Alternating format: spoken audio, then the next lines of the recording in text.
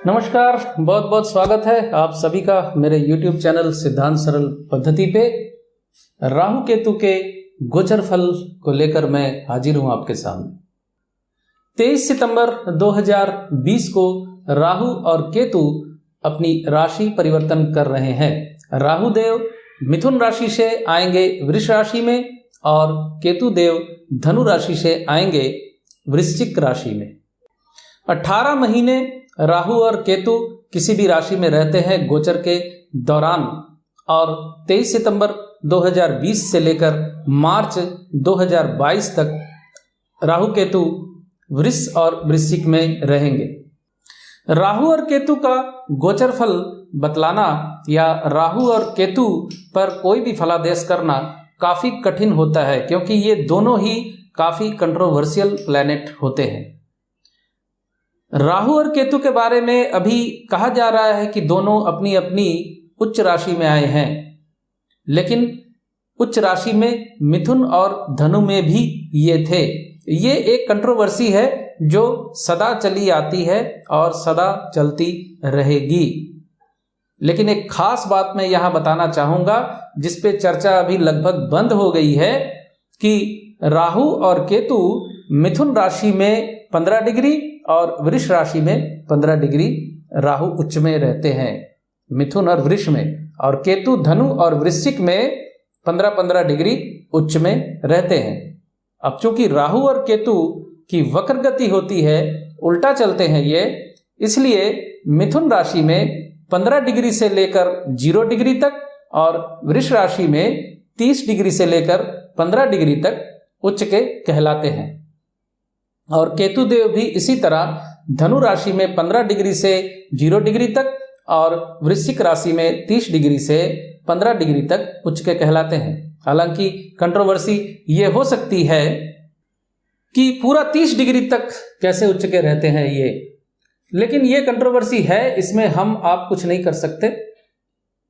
मिथुन को भी उच्च राशि कहा जाता है राहु की, और वृष को भी उच्च राशि कहा जाता है राहु की। इसमें एक सूक्ष्म कारण भी है। कन्या राशि को राहु की राशि कहा जाता है, तो बुध के साथ राहु का एक मित्रता या एक संबंध या इंटरनल लिंक है, और शुक्र के साथ भी राहु का एक इंटरनल लिंक है, क्योंकि फिल्मी दुनिया पूरी की पूरी शुक्र और राहु पे टिकी हुई है। तो राहु के साथ शुक्र का एक योग भी बनता है, और इंटेलिजेंसी लेवल जो है बुध की वजह से होता है, लेकिन राहु के कॉम्बिनेशन से जातक का जो इंटेलिजेंट लेवल होता है वो कई गुना बढ़ जाता है, यानी जातक तिकड़म बाज हो जाता है, जरूरत से ज्यादा बुद्धिमान जिसको आप कह सकते हैं। हर चीज में वो एक्सपर्ट बनने की कोशिश करता है और वो होता भी है, बनता भी है। तो ये तो जनरल बात थी। राहु वृष राशि में शुरुआत में रहेंगे मृगशिरा नक्षत्र में, उसके बाद रोहिणी नक्षत्र में, उसके बाद कृत्तिका नक्षत्र में जाएंगे। उल्टा चलते हैं, इसलिए मृगशिरा से कृत्तिका की तरफ चलेंगे ये। और केतु देव वृश्चिक राशि में ज्येष्ठा नक्षत्र से होते हुए, अनुराधा नक्षत्र से होते हुए विशाखा नक्षत्र तक जाएंगे। तो वृष राशि के जातकों के लिए राहु और केतु का ये फल क्या मिलने वाला है उस पर हम नजर मारते हैं। तो राहु के बारे में पहले बात करेंगे हम। राहु होंगे प्रथम भाव में। प्रथम भाव में राहु रोग, कष्ट, ऋण वृद्धि और आर्थिक हानि का योग बनाते हैं। एरोगेंसी लेवल भी जातक के अंदर बढ़ जाता है, जातक एरोगेंट हो जाता है बहुत, और दाम्पत्य जीवन में अलगाव का योग भी बनता है राहु केतु अगर प्रथम भाव और सप्तम भाव में हो तो। लेकिन आपने घबरा नहीं जाना है। अगर आपकी जन्म कुंडली में चल रही दशा अंतरदशा में अलगाव का कोई चिन्ह नहीं है तो ये राहु केतु के ट्रांजिट में किसी भी प्रकार का अलगाव आपको नहीं होगा। आप इस चीज को दोबारा समझें कि दशा अंतरदशा में जो भी इंडिकेशन करता है, ट्रांजिट में उसी इंडिकेशन को एग्जीक्यूट कर देते हैं, यानी वो घटना घट जाती है उस वक्त पे।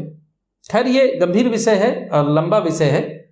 तो राहु परेशानी देंगे प्रथम भाव में और केतु होंगे सप्तम भाव में। सप्तम भाव में केतु जीवन साथी को कष्ट देते हैं, यानी आपके जीवन साथी को, आपकी धर्मपत्नी को या आपके पति देव को तकलीफ हो सकती है स्वास्थ्य संबंधी। राहु केतु का ये जनरल फल होता है। अब मैं चूंकि कृष्णमूर्ति पद्धति को इन्वॉल्व करके गोचर फल बताता हूं, तो मेरा नक्षत्रों पे दबाव रहता है फलादेश देने के लिए, यानी नक्षत्रों को फॉलो करते हुए मैं फलादेश देने की कोशिश करता हूं। तो राहु देव शुरुआत में ही होंगे मृगशिरा में, तो देखते हैं क्या स्थिति बन रही है। तो 25 दिसंबर तक खर्च की अधिकता, मानसिक तनाव, दाम्पत्य सुख में कमी, नए योगायोग, इंपोर्ट एक्सपोर्ट के काम से लाभ, यानी विदेशों से अगर आपका कारोबार चलता है तो आपके लिए लाभजनक स्थिति बन रही है। 25 दिसंबर तक आपको ये स्थिति बनी रहेगी राहु के गोचर के दौरान। 13 फरवरी 2021 से 19 सितंबर 2021 तक चंद्रमा के नक्षत्र में होंगे राहु देव। साहस के साथ ही दुस्साहस का सम्मिश्रण होगा इस गोचर के दौरान। नए योगायोग बनेंगे और फिल्म लाइन में जो स्क्रिप्ट राइटर है उनके लिए सफलता वाला समय ये रहने वाला होगा, लेकिन काफी उतार चढ़ाव भी झेलना पड़ेगा आपको।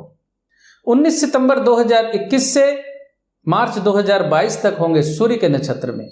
सूर्य के नक्षत्र में गोचर के दौरान जमीन जायदाद के काम में लाभ, प्रेम संबंधों में सफलता, दाम्पत्य जीवन में शॉर्ट टर्म सेपरेशन, नए योगायोग, व्यवसाय में अग्रगति, कामों में बाधा, डिले, भाग्य की सहायता, उच्च शिक्षा में सफलता, पद प्राप्ति, सरकारी कामों में लाभ, इच्छा पूर्ति, डिजायर फुलफिलमेंट, मित्रों की सहायता और धन लाभ का योग बन रहा है। जमीन जायदाद के काम से आपको लाभ मिलेगा। प्रॉपर्टी डीलिंग का काम अगर आप करते हैं तो जनवरी फरवरी 2022 के आसपास प्रॉपर्टी डीलिंग के काम में आपको लाभ मिलने का योग बन रहा है। केतु पे ध्यान देते हैं अब, तो केतु सप्तम भाव में होंगे। सप्तम भाव में केतु का गोचर शुरुआत में ही दाम्पत्य जीवन में शॉर्ट टर्म सेपरेशन जैसी स्थिति बना रहा है। शत्रु संबंधी चिंता, स्वास्थ्य संबंधी चिंता, अपने स्वास्थ्य का आप विशेष ध्यान रखें। 27 नवंबर से 17 दिसंबर के बीच नए योगायोग, व्यवसाय में अग्रगति, दाम्पत्य जीवन में रीयूनियन हो जाने का योग बनता है, यानी जो सेपरेशन हुआ था पिछले महीने, इस महीने वो जुड़ जाएगा, रीयूनियन हो जाएगी, तो अच्छा है। 17 दिसंबर 2020 से 4 जनवरी 2021 तक का समय परेशानी वाला रहने वाला है। कामों में डिले, ससुराल पक्ष के अत्यधिक हस्तक्षेप से आप परेशानी अनुभव करेंगे। कामों में डिले, एकाकीपन आपको झेलना पड़ सकता है। 5 जनवरी से 11 मार्च 2021 तक उच्च शिक्षा में सफलता, धार्मिक क्रियाकलाप में अग्रगति, लंबी दूरी की यात्रा होने का योग बनता है। 11 मार्च से 1 अप्रैल के मध्य कार्यसिद्धि, सम्मान वृद्धि, धन प्राप्ति, प्रेम संबंधों में सफलता का योग बन रहा है। 1 अप्रैल से 16 अप्रैल के मध्य इच्छा पूर्ति, व्यवसाय में अग्रगति, संतान संबंधी खुशखबरी, सेविंग्स में वृद्धि। आपको शुरुआती गोचर ये लाभ देगा, बिल्कुल पहले महीने और उसके बाद तीसरे महीने में थोड़ी सी तकलीफ के बाद केतु का ये गोचर आपके लिए लाभकारी रहने वाला है। अप्रैल 2021 तक 1 मई 2021 से लेकर 15 फरवरी 2022 तक का समय आपके लिए उच्च शिक्षा में सफलता, सम्मान वृद्धि, पद प्राप्ति। लेकिन आपकी दशा अंतरदशा अगर अच्छी नहीं चल रही है तो सामयिक कर्म विरति होने का योग भी बन रहा है, यानी कर्म स्थान पे सस्पेंशन झेलना पड़ सकता है आपको। ध्यान रखिएगा इस बात का, किसी भी प्रकार का ऐसा कोई भी काम ना करें जिससे आपकी नौकरी पे आंच आए, क्योंकि वैसे भी ये समय इस वक्त थोड़ा कठिन है, नौकरियां वैसे ही छूट रही हैं, तो आपने ध्यान रखना है कोई गलती ना करें। लेकिन सम्मान वृद्धि होगी, सरकारी कामों में लाभ मिलेगा, लंबी यात्रा पे, धार्मिक यात्रा पे जा सकते हैं, पूजा पाठ में मन लगेगा। जो तांत्रिक हैं, ज्योतिष हैं, पूजा पाठ करते हैं, उनके लिए अच्छा समय ये रहने वाला है। 15 फरवरी से मार्च 2022 के दौरान का समय आपके लिए बाधा वाला है, निश्चित प्राप्ति से वंचित होंगे। यानी गोचर का अंतिम 1 महीना आपके लिए थोड़ा परेशानी वाला रहने वाला है। अब यक्ष प्रश्न जो है, राहु का फल अलग मिलेगा, केतु का फल आपको अलग मिलता है, क्योंकि राहु और केतु दोनों एक साथ राशि बदलते हैं, तो राहु और केतु दोनों का फलादेश हम एक साथ ही बताते हैं, लेकिन दोनों का फल अलग अलग होता है, एक फल नहीं होता। तो यक्ष प्रश्न ये है कि आपने किस फल को देखना है, तो मैं वो बता दे रहा हूं आपको। YouTube पे या सोशल मीडिया पे जल्दी कोई बताएगा नहीं आपको। राहु की महादशा अगर आपको चल रही है तो राहु के फलादेश आपको ज्यादा तीव्रता से मिलेंगे। केतु की महादशा अगर आपको चल रही है तो केतु के फल आपको तीव्रता से मिलेंगे। यानी अगर आपकी राहु की महादशा चल रही है या राहु की अंतर्दशा चल रही है तो राहु के फल जो मैंने बताए हैं उस पे ध्यान ज्यादा दीजिए। अगर केतु की महादशा चल रही है या केतु की अंतर्दशा चल रही है तो आप केतु के फलादेश जो मैंने बताए हैं, केतु का जो फल बताया है, आप उस पे ध्यान दीजिए। हाँ, ऐसा नहीं है कि केतु की महादशा चल रही है तो राहु का गोचर फल आपको नहीं मिलेगा, वो भी मिलेगा, लेकिन थोड़ा कम मात्रा में मिलेगा। और वैसे ही राहु की महादशा चल रही है तो केतु का फल नहीं मिलेगा, ऐसा नहीं होगा। केतु का फल भी आपको मिलेगा, लेकिन थोड़ा कम मात्रा में मिलेगा, है ना। काफी सिंपल तरीके से बता दिया मैंने आपको दोनों के बीच में अंतर और आपने कैसे फॉलो करना है फलादेश को। तो इजाजत दीजिए, बहुत बहुत धन्यवाद आप सभी का जुड़े रहने के लिए।